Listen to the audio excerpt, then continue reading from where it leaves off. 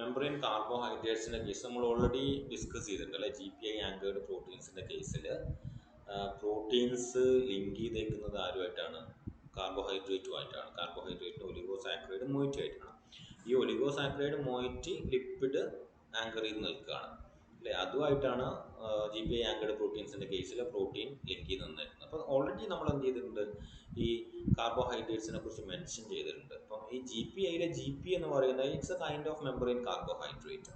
Okay, നമുക്കറിയാം ഒരു മെംബ്രെയിനിൽ lipid കഴിഞ്ഞാൽ മെയിൻ കമ്പോണന്റ് പ്രോട്ടീനാണ്. അത് കഴിഞ്ഞ് മാത്രം ആർക്ക് സ്ഥാനമുള്ളൂ? കാർബോഹൈഡ്രേറ്റിന് സ്ഥാനമുള്ളൂ. അപ്പോൾ മിനിമം പെർസെൻറ്റേജിലാണ് കാർബോഹൈഡ്രേറ്റ്സ് ലിപ്പിഡ് മെംബ്രെയിനിൽ പ്രസന്റ് ആയിരിക്കുന്നത്. എസ്പെഷ്യലി നോക്കുകയാണെങ്കിൽ 2 to 10% ബൈ വെയിറ്റ് ആണ്.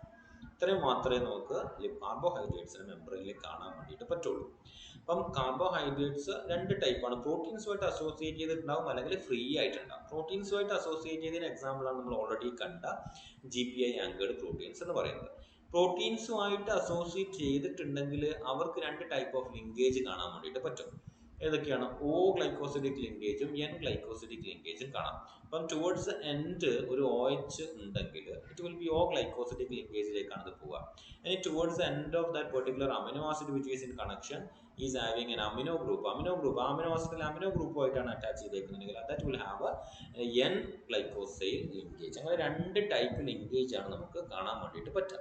അപ്പോൾ ഇവിടെ നോക്കുക നിങ്ങൾ, ഇവിടെ പ്രോട്ടീനിലേക്ക് കാർബോഹൈഡ്രേറ്റ് അറ്റാച്ച് ചെയ്ത് നിൽക്കുകയാണ്. ഇവിടെ അമിനോ ടെർമിനൽ ആണ്. Amino terminal this is not the one which is included in the peptide. R ഗ്രൂപ്പിൻ്റെ അമിനോ ചെയിൻ കേട്ടോ. R ഗ്രൂപ്പിലെ അമിനോ ഗ്രൂപ്പാണ് ഉദ്ദേശിക്കുന്നത്. അപ്പോൾ സൈഡ് ചെയിനിലെ അമിനോ ഗ്രൂപ്പ് അത് എന്ത് ചെയ്യുന്നുണ്ട്? കാർബോഹൈഡ്രേറ്റുമായിട്ട് ലിങ്ക് ആവുന്നുണ്ട്. ഇത് എന്താണ്? ഇത് ഡെറിവേറ്റീവ് ആയിട്ടുള്ള അല്ലെങ്കിൽ ഡിറൈവ്ഡ് കാർബോഹൈഡ്രേറ്റ്സിന് എക്സാമ്പിൾ ആണ്. നമുക്കറിയാം ഇവിടെ N അസറ്റൈൽ അമൈൻ ഉണ്ട് ഇവിടെ അല്ലേ. അപ്പം ഇത് എന്താണ്? ഗ്ലൂക്കോസ് ആണ്. അപ്പോൾ N acetyl glucose amine O glycosidic linkage വഴി എന്ത് ചെയ്യുന്നുണ്ട്? ഈ ഒരു പ്രോട്ടീനുമായിട്ട് അസോസിയേറ്റ് ചെയ്യുന്നുണ്ട്. ഇവിടെ പ്രോട്ടീനുമായിട്ട് അസോസിയേറ്റ് ചെയ്യാൻ വേണ്ടിയിട്ട് കാർബോഹൈഡ്രേറ്റ് അസോസിയേറ്റ് ചെയ്യുന്ന അമിനോ ആസിഡ് എന്ന് പറയുന്ന ആരാണ്? ആസ്പരാജിൻ ആണ്. അങ്ങനെ വ്യത്യസ്തമായിട്ടുള്ള അമിനോ ആസിഡുകളുമായിട്ടായിരിക്കും ഇത് ലിങ്ക് ചെയ്തേക്കുന്നത്. ഇനി നോക്കുക നിങ്ങൾ, ഇവിടെ സെറൈൻ, ഞാൻ പറഞ്ഞു OH ആണെങ്കിൽ അവിടെ ഒരു O ഗ്ലൈക്കോസിഡിക് ലിങ്കേജിന് സാധ്യത ഉണ്ടെന്നുള്ളത്. ഇത് N അസറ്റൈൽ ഗാലക്ടോസ് അമൈനാണ്. ഇത് പ്രോട്ടീനുമായിട്ട് അസോസിയേറ്റ് ചെയ്ത് നോക്കിയേ ത്രൂ ദി സെറൈൻ ആണ്. അങ്ങനെ ത്രൂ ദി സെറൈൻ അസോസിയേറ്റ് ചെയ്യുമ്പോൾ നിങ്ങൾക്ക് കാണാം O ഗ്ലൈക്കോസിഡിക് ലിങ്കേജ് ആണ് അവിടെ കാണാൻ വേണ്ടിയിട്ട് പറ്റുന്നത്. അപ്പോൾ O ഗ്ലൈക്കോസിഡിക് ലിങ്കേജ് ഉണ്ട്, അതുപോലെ തന്നെ N ഗ്ലൈക്കോസിഡിക് ലിങ്കേജ് ഉണ്ട്. Based on which atom in the side chain interacts with the carbohydrate.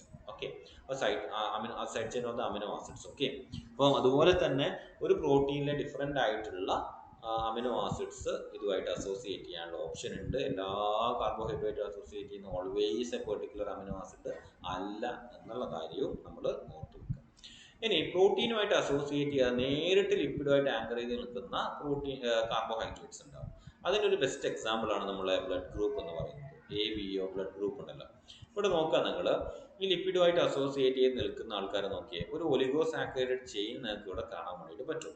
വേറൊരു പ്രത്യേകത എന്ന് വെച്ച് കഴിഞ്ഞാൽ ഈ ഒലിഗോസാക്കറൈഡിന്റെ പ്രത്യേകത എന്ന് പറയുന്നത് ഒരു ഹോമോ പോളിമർ ആയിരിക്കില്ല എന്നുള്ളതാണ്. Different kinds of carbohydrate monosaccharides എന്ത് ചെയ്തിട്ടുണ്ടാവും?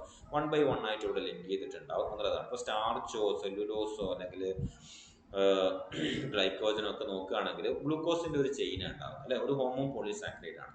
അതിൽ നിന്ന് മാറിയിട്ട് ഒരു ഹെറ്ററോ ടൈപ്പ് ഒലിഗോസാക്കറൈഡ്സ് ആയിരിക്കും ഈ മെംബ്രെയിൻ കാർബോഹൈഡ്രേറ്റ്സിൽ കാണാൻ വേണ്ടിയിട്ട് പറ്റുക. അപ്പം ഡയറക്റ്റ് ആയിട്ട് ലിപ്പിഡുമായിട്ട് ലിങ്ക് ചെയ്യുന്ന മെംബ്രെയിൻ കാർബോഹൈഡ്രേറ്റ്സിന് എക്സാമ്പിൾ ആണ് ABO ബ്ലഡ് ഗ്രൂപ്പ് ആന്റിജൻ എന്ന് പറയുന്നത്. ഓക്കെ, അപ്പം ABO ബ്ലഡ് ഗ്രൂപ്പ് ആന്റിജന്റെ കേസിൽ നിങ്ങൾക്ക് ഇവിടെ കാണാൻ വേണ്ടിയിട്ട് പറ്റും. ഇതാണ് അതിന്റെ ആന്റിജൻ എന്ന് പറയുന്നത്. ഓക്കെ, അപ്പോൾ O ആന്റിജൻ എന്ന് പറയുമ്പോൾ ഒന്നും ആന്റിജൻ ഇല്ല എന്നല്ല അർത്ഥം എന്ന് നിങ്ങൾക്ക് മനസ്സിലാക്കാൻ ഇത് എളുപ്പമാണ്. O antigen is having N antigen there. ഒരു ഒലിഗോസാക്കറൈഡ് മോയിറ്റി അവിടെ ഉണ്ട്. അതിന്റെ കോമ്പിനേഷൻ നോക്കിയാൽ നിങ്ങൾ ഗ്ലൂക്കോസ് ഉണ്ട് ആൻഡ് ഗാലക്ടോസ് ഉണ്ട്, N അസറ്റൈൽ ഗ്ലൂക്കോസ് അമൈൻ ഉണ്ട്, ഗാലക്ടോസ് ഉണ്ട്, ഫ്യൂക്കോസ് ഉണ്ട്. ഇനി ഈ പറയുന്ന ഫ്യൂക്കോസ് അസോസിയേറ്റ് ചെയ്യുന്ന ഗാലക്ടോസിലേക്ക് N അസറ്റൈൽ ഗാലക്ടോസ് അമൈൻ കയറുകയാണെങ്കിൽ അതെന്തായി? A antigen. N അസറ്റൈൽ വെറും ഗാലക്ടോസ് ആണെങ്കിൽ അതെന്തായി? B ആന്റിജൻ ആയി. ഓക്കെ, അപ്പം O ആന്റിജനും A ആന്റിജനും B ആന്റിജനും തമ്മിലുള്ള വ്യത്യാസം O ആന്റിജൻ ഒന്നുമില്ല എന്നല്ല, മറിച്ച് ഓ ആൻറ്റിജൻ എന്ന് പറയുന്ന ഒരു ഒലിഗോസാക്കറൈഡ് ചെയിനിലേക്ക് അതിൻ്റെ ഗാലക്ടോസ് മോയിറ്റിയിലേക്ക് വീണ്ടും ഒരു ഗാലക്ടോസ് വന്നു കഴിഞ്ഞാൽ അത് ബി ആൻറ്റിജനും, വീണ്ടും ഒരു ഗാലക്ടോസ് എൻഎസെറ്റൈൽ ഗാലക്ടോസ് അമൈൻ വന്നു കഴിഞ്ഞാൽ അത് ഒരു എ ആൻറ്റിജനുമായിട്ട് നിൽക്കുന്നു എന്നുള്ളത് മനസ്സിലാക്കുക. അപ്പം ഇതാണ് ഡയറക്റ്റ് ആയിട്ട് ലിപ്പിഡുമായിട്ട് ഇൻട്രാക്ട് ചെയ്യുന്ന കാർബോഹൈഡ്രേറ്റ്, മെമ്പറൈൻ കാർബോഹൈഡ്രേറ്റിന് എക്സാമ്പിൾ. ഇതൊരു ബെസ്റ്റ് എക്സാമ്പിൾ ആണ്. ഇതിനെ ഡിസ്ക്രൈബ് ചെയ്യാം. ഒക്കെ എഴുതി വരുമ്പോൾ കുറച്ച് കണ്ടന്റ് എഴുതാനും വേണ്ടിയിട്ട് സാധിക്കും. എ ബി ബ്ലഡ് ഗ്രൂപ്പ് നിങ്ങൾക്ക് അറിയുന്നതായതുകൊണ്ട് തന്നെ. അപ്പം ഈ ഒരു ചെയിൻ ഉണ്ട് എന്നുള്ളത് മനസ്സിലാക്കാം. അപ്പം നമ്മൾ സാധാരണ പറയും ഓ ആൻറ്റിജൻ അല്ലെ, ഓ ബ്ലഡ് ഗ്രൂപ്പ് എല്ലാവർക്കും കൊടുക്കുക എന്ന് പറയുമ്പോൾ എന്തുകൊണ്ടാണ്? ഇയാൾ വാങ്ങിക്കുമ്പോൾ ഓൾറെഡി എന്തുണ്ട്, ഈ ഒരു ആൻറ്റിജൻ ഇവിടെ പ്രസന്റ് ആണ്. അതുകൊണ്ടാണ് ഓ ആൻറ്റിജൻ റിസീവ് ചെയ്യാം എന്ന് പറയുന്നത്. എക്കും ബിക്കും എ ബിക്കും ഒക്കെ ഓ ആൻറ്റിജൻ റിസീവ് ചെയ്യാന്ന് പറയുന്നത് അതുകൊണ്ടാണ്. ഓക്കെ, കാരണം ഈ ഒരു ആൻറ്റിജൻ അവിടെ പ്രസന്റ് ആണ്, ഓൾറെഡി പ്രസന്റ് ആണ്. So there is no antibody protection against it. അപ്പം ഇതാണ് മെമ്പറൈൻ കാർബോഹൈഡ്രേറ്റ്. വളരെ ചെറിയൊരു കണ്ടന്റ് ആണ്. അപ്പം ഇത്രയും കാര്യങ്ങളാണ് മെമ്പറൈൻ ഓർഗനൈസേഷൻ കോമ്പോസിഷനിൽ നമുക്ക് പഠിക്കാനുള്ളത്. നമ്മൾ മെമ്പറൈൻ ലിപ്പിഡ്സിനെ കുറിച്ച് പറഞ്ഞു, മെമ്പറൈൻ പ്രോട്ടീൻസിനെ കുറിച്ച് പറഞ്ഞു, അതുപോലെ തന്നെ മെമ്പറൈൻ കാർബോഹൈഡ്രേറ്റ്സിനെ കുറിച്ച് പറഞ്ഞു. ഒരു എസ്സേ ക്വസ്റ്റ്യൻ ചോദിക്കാനുള്ള ഒരു കണ്ടന്റ് ഉണ്ട്. ചോദിക്കണം നിർബന്ധമൊന്നുമില്ല. ചിലപ്പോൾ 3 വെയിറ്റേജിന് ചോദിക്കാം, ചിലപ്പോൾ 2 വെയിറ്റേജിന് ചോദിക്കാം. അപ്പം കണ്ടന്റ് ചുരുക്കുക, ഒരു കമ്പോണൻസ് മിസ്സാക്കരുത്. അതിൽ എഴുതുന്ന കണ്ടന്റ് ചുരുക്കുക എന്ന് മാത്രമേ ചെയ്യാവുള്ളൂ. ഇനി കണ്ടന്റ് ഫുള്ളായിട്ട് എഴുതുക, എസ്സേ അതായത് 5 വെയിറ്റേജിന് ചോദിക്കുകയാണെങ്കിൽ മാത്രം കണ്ടന്റ് ഫുള്ളായിട്ട് എഴുതും.